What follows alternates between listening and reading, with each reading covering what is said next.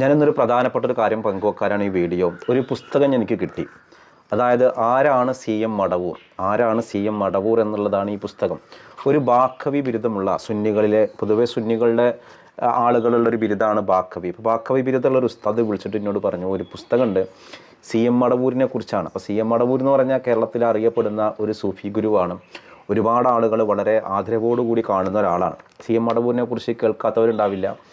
1991 C M Madavoor വഫാത്തായത്. Kozhikode ജില്ലയിലെ മടവൂരിലുള്ള ഒരു വലിയ സൂഫി ഗുരുവാണ്. അപ്പോൾ അദ്ദേഹത്തിൻ്റെ മക്കാമൊക്കെ അവിടെ ഉണ്ട്, ഒരുപാട് റൂസുകളൊക്കെ നടക്കലുണ്ട്. അപ്പോൾ അദ്ദേഹത്തിൻ്റെ ഒരു ബുക്ക് എന്ന് പറഞ്ഞപ്പോൾ പൊതുവേ ഇന്നത്തെ കാലത്തൊരു വായന കുറവാണല്ലോ. അപ്പം ഞാൻ മടവൂർ ഷേഖിനെ കുറിച്ചൊരു പുസ്തകം എന്ന് പറയുമ്പോൾ അതും ഒരു ബാക്കവി എന്ന് പറയുന്ന ഒരാൾ വിളിച്ചപ്പോൾ ഞാൻ കരുതി അത്യാവശ്യം ഇൻഷാ അല്ലാഹ് ഇൻഫോർമേറ്റീവായ നല്ലൊരു പുസ്തകമായിരിക്കും, നമുക്കൊന്ന് വായിക്കാമെന്ന് കരുതി. സൗജന്യം കേട്ടോ.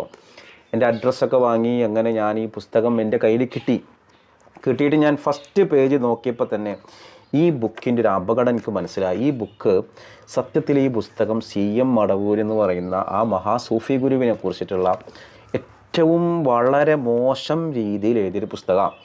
സത്യത്തിൽ ഞാൻ എൻ്റെ അഡ്രസ്സ് കൊടുത്തത് സി എം മടവൂരിനെ കുറിച്ചിട്ടുള്ള ഒരു നല്ല പുസ്തകമാണെന്നുള്ളതാണ്.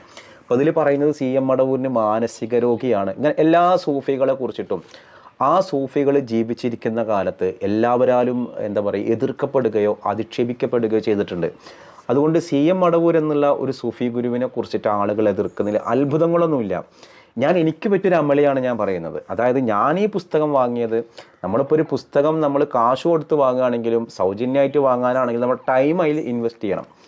നല്ലത് മാത്രം വാങ്ങുക, അല്ലെങ്കിൽ നമുക്ക് ഉപകാരമുള്ളത് മാത്രം അതിൽ സമയം ചിലവഴിക്കുക എന്നുള്ളതാണ് നമ്മൾ ഉദ്ദേശിക്കുന്നത്. പക്ഷേ ഈ ഒരു പുസ്തകം ഒരു ബാക്കവി ബിരുദമുള്ള ഒരാൾ, അതാണ് എന്നെ ഷോക്കായത്. ഞാൻ കരുതി സ്വാഭാവികമായിട്ടും ഒരു നല്ല ഉസ്താദായിരിക്കും, സി എം മടവൂരിനെ കുറിച്ച് ഇനി വല്ല കഥകളോ മറ്റോ ഒക്കെ ആധികാരികമായ പഠനങ്ങളൊക്കെ ആണെങ്കിലോ എന്ന് കരുതിയിട്ട് വാങ്ങിയതാണ്. അപ്പോൾ നിങ്ങളാരും ഈ ഒരു കെണിയിൽ പോയിട്ട് വീഴരുത്. ആരാണ് സി എം മടവൂർ എന്നുള്ളത്, ഇത് എഴുതിയ ഒരാൾ ആരാന്നറിയോ? സഹോദരൻ ഇബ്നു ബാക്കവി, മണ്ണാർക്കാടുള്ള ഒരാളാണ്. അപ്പോൾ ഇതിൽ പറയുന്നത് മുഴുവനും അദ്ദേഹം ഒരു വലിയ മാനസിക രോഗിയാണ്, കൃത്യമായി ചികിത്സിച്ചാൽ മാറുമായിരുന്നു. ഇങ്ങനെ ഈ സൂഫിയാക്കളോടുള്ളൊരു വിശ്വാസമില്ലാത്ത ആളുകളോട് അവർക്ക് സി എം മടവൂരിനെ മനസ്സിലാവില്ല, അത് അവരൊരു കുറ്റമല്ല. പക്ഷെ ഒരാളെ അധിക്ഷേപിച്ചുകൊണ്ട് പുസ്തകം ഇറക്കണം എന്തിനാ? അപ്പം നമുക്കെല്ലാവരും എല്ലാ ഇസങ്ങളോടും അല്ലെങ്കിൽ എല്ലാ സംഹിതകളും വിശ്വാസം ഉണ്ടായിക്കൊള്ളണമെന്നൊന്നുമില്ല. അപ്പോൾ നമുക്ക് വിശ്വാസമില്ലാത്ത ഒരുപാട് ഇസങ്ങളുണ്ട്, ഒരുപാട് കാര്യങ്ങളുണ്ട്. പക്ഷെ നമ്മളവരെ അധിക്ഷേപിക്കരുത്. നമുക്ക് വിശ്വാസമില്ല, നമ്മുടെ വിശ്വാസത്തിനെതിരാണെങ്കിൽ കൂടി നമ്മൾ അധിക്ഷേപിക്കാൻ പാടില്ല. പക്ഷേ ഇവിടെ ഈ ഒരു പുസ്തകത്തിനെ അടിസ്ഥാനപ്പെടുത്തിയിട്ട് ഞാൻ പറയുന്നത്, ഈ പുസ്തകം എഴുതിയ ഒരാൾ സി എം മടവൂരിനെ അധിക്ഷേപിക്കുക ചെയ്തത്. അത് ഒരു ശരിയായൊരു കാര്യമല്ല. ഇതിൽ പറഞ്ഞ കുറേ പോയിന്റുകളുണ്ട്. ഇതിൽ മൂപ്പര് ആയത്തും ഹദീസുകളൊക്കെ ഇവർക്കും ഇത് വ്യാഖ്യാനം അതൊക്കെ വെച്ചിട്ട് തന്നെയാണ് ഇങ്ങനെ ഒരു ഔലിയ ഇല്ല, ആരാണ് ഇപ്പോൾ ഈ ഔലിയ പട്ടം കൊടുക്കുന്നത്. ഒന്നാമത് ഈ ആത്മീയത മനസ്സിലാവണം എന്നുണ്ടെങ്കിൽ ഇസ്ലാമിൽ 3 തട്ടുകളുണ്ട്. അതായത് ഇസ്ലാം, ഈമാൻ, ഇഹ്സാൻ, ഇങ്ങനെ 3 തട്ട്. ഇത് മനസ്സിലാവാത്തവർക്ക് ഈ ആത്മീയത മനസ്സിലാവില്ല. ഞാൻ നിങ്ങൾ വീഡിയോ ദൈർഘ്യം ഭയന്നിട്ട് കാണാതിരിക്കരുത്. അതായത് റസൂലുള്ളാഹി സ്വല്ലല്ലാഹി അലൈഹി വസല്ലമയോട് ഒരാൾ വന്ന് ചോദിക്കുന്നുണ്ട്, എന്താണ് ഇസ്ലാം? ജിബ്രീൽ അലൈഹി ഇസ്ലാം വേഷം മാറി വന്നു എന്നാണ് ബുഖാരിയിൽ മുസ്ലിമൊക്കെ ഹദീസിലുള്ളത്. അപ്പോൾ എന്താണ് ഇസ്ലാം എന്ന് ചോദിച്ചപ്പോൾ ഇസ്ലാം കാര്യങ്ങൾ പറഞ്ഞു കൊടുത്തു. പിന്നീട് ചോദിച്ചു എന്താണ് ഈമാൻ. ഈ നബി എന്നെ പറയുന്നുണ്ട്, ചോദിക്കുന്ന ആൾക്കാരേക്കാൾ ചോദ്യം കേട്ട എന്നേക്കാൾ അറിവ് ചോദിച്ച ആളുകൾക്ക് ഉണ്ടല്ലോ എന്ന് പറയുന്നുണ്ട് നബി. എന്നിട്ടും അവിടെ നിന്ന് ഉത്തരം പറയിപ്പിക്കുന്നുണ്ട്. അങ്ങനെ 3 കാര്യം ചോദിച്ചു. എന്താണ് ഇസ്ലാം, എന്താണ് ഈമാൻ, എന്താണ് ഇഹ്സാൻ. ഇങ്ങനെ 3 കാര്യങ്ങളാണ് ചോദിച്ചത്.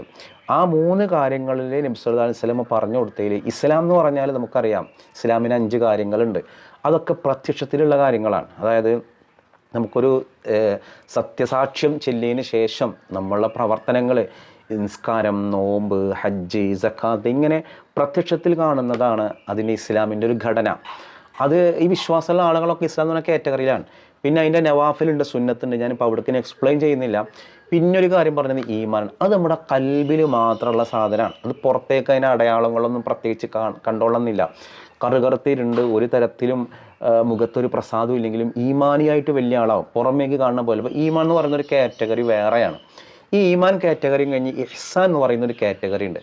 ആ ഒരു പൊസിഷനിലുള്ള ആളുകളാണ് ഈ ഔലിയാക്കൾ, സൂഫിയാക്കൾ എന്നൊക്കെ പറയുന്നത്. അത് മനസ്സിലാവണം എന്നുണ്ടെങ്കിൽ നമ്മൾ ആ രീതിയിൽ ഇസ്ലാമിൻ്റെ ഒരു ആത്മീയ ഭാവം എന്ത് ചെയ്യണം? നമ്മൾ പഠിക്കണം. നമ്മൾ പഠിക്കാത്തിടത്തോളം കാലം നമ്മളിതിനെ കളിയാക്കും. നമ്മളിവിടെ ഇസ്ലാം എന്ന് പറയുന്ന ഒരു കാറ്റഗറിയിൽ നിന്നുകൊണ്ടാണ് ഇതിനൊക്കെ നമ്മൾ നോക്കിക്കാണുന്നത്. സത്യം പറഞ്ഞാൽ ഈ സൂഫിയാക്കളെ മനസ്സിലാവുക എന്ന് പറഞ്ഞാൽ നമ്മുടെ ഉള്ളിൽ ഇഹ്സാനിൻ്റെ ഒരു അംശം അല്ലെങ്കിൽ ഇഹ്സാൻ എന്ന രീതിയിൽ മനസ്സിലാക്കാനുള്ള ഒരു മനോനില ഇല്ലെങ്കിൽ നമ്മൾ അവരെ വെറും വ്യക്തികളായിട്ട് മാത്രമേ കാണുള്ളൂ. അതായത് സൂഫികൾ പറയുന്നത് ഒരു സൂഫിയെ മനസ്സിലാവുക ഒരു സൂഫി ഹൃദയമുള്ള ഒരാൾക്ക് മാത്രമാണ്, ആത്മീയ അന്വേഷകർക്ക് മാത്രമാണ്. അല്ലാത്ത ഒരാൾക്ക് സൂഫികളെ എന്ത് ചെയ്യില്ല, തിരിച്ചറിയില്ല. അവർ കരുതുക അതൊരു വെറും ഒരു വ്യക്തി, തലക്ക് സുഖമില്ലാത്ത ഒരാൾ, ജീവിച്ചിരിക്കുന്ന സാധാരണ മനുഷ്യരെ തന്നെയാണ് ഈ സൂഫിയാക്കൾ എന്ന് പറയുന്നത്. സൂഫിയാക്കൾ എന്ന് പറഞ്ഞാൽ പച്ച ഡ്രസ്സൊക്കെ ഇട്ട് കുളിക്കാതെ അലക്കാതെ നടക്കുന്ന, തലയൊക്കെ ജട പിടിച്ച് മുടി പിടിച്ച് നടക്കുന്ന ആളുകളാണെന്ന് കരുതിയത്. അങ്ങനെ നടന്നിരുന്നവരുണ്ടായിരുന്നു. നല്ല കോട്ടും സ്യൂട്ടും അതേപോലെ സഫാരി സ്യൂട്ടൊക്കെ എടുത്ത വളരെ ആധുനിക വേഷത്തിലുള്ള സൂഫികളുണ്ട്. ഇപ്പോൾ സൂഫികൾ എന്നുള്ളതൊരു വേഷത്തിൽ നല്ല സമ്പന്നരായ ആളുകളുണ്ട്. മുഹീദ്ദീൻ ഷേഖ് കോടീശ്വരനായിരുന്നു. മമ്പുറന്തങ്ങൾ എന്ന സൂഫി ഗുരു സമ്പന്നനായിരുന്നു. ദരിദ്രനായ ആളുകളുണ്ട്, സ്വഹാബികളുണ്ടല്ലോ. ഉസ്മാൻ റളിയല്ലാഹു സമ്പന്നനല്ലേ. അപ്പോൾ ഇതൊക്കെ എല്ലാത്തിലും വ്യത്യാസങ്ങളുണ്ട്. അപ്പോൾ ഇത് മനസ്സിലാവണം എന്നുണ്ടെങ്കിൽ നമുക്ക് അള്ളാഹു നമുക്കൊരു സൗഭാഗ്യം തരണം. ഇഹ്സാനിയായൊരു ഭാവം എന്താണെന്ന് മനസ്സിലാവണം. അത് മനസ്സിലാവാത്തടത്തോളം കാലം ഇത്തരം പുസ്തകം രചിക്കപ്പെടും. ഇപ്പം ഇത് ഞാൻ ഫുള്ള് വായിച്ചില്ല, വായിക്കാൻ എങ്ങനെ പറ്റുക? ഇത് തുടക്കം തന്നെ പറഞ്ഞതിൽ മാനസിക രോഗിയാണെന്നാണ്. മടവൂർ ഷേഖ് മാനസിക രോഗിയാണെന്നുള്ളത്. ഞാൻ ഈ വീഡിയോ എടുക്കാൻ കാര്യം മടവൂർ ഷേഖിൻ്റെ ഒരു പേര് ഞാൻ പറഞ്ഞിട്ട് പടച്ചോനെ ആ പേര് പറഞ്ഞൊരു പുണ്യം പടച്ചോനെ എനിക്ക് തരണേന്ന് കരുതിയിട്ടാണ്. ഇപ്പോൾ ഈ വീഡിയോ കാണുമ്പോൾ മടവൂർ ഷേഖിനോട് ഒരു തരത്തിലും ബന്ധമില്ലാത്ത അല്ലെങ്കിൽ എന്തൊക്കെയോ ഒരു വിരോധമുള്ള അല്ലെങ്കിൽ കുറേ കറാമത്ത് കഥകൾ കേട്ടിട്ട് ഇതിനോട് വിരോധമുള്ള ആളുകളുണ്ടാവും.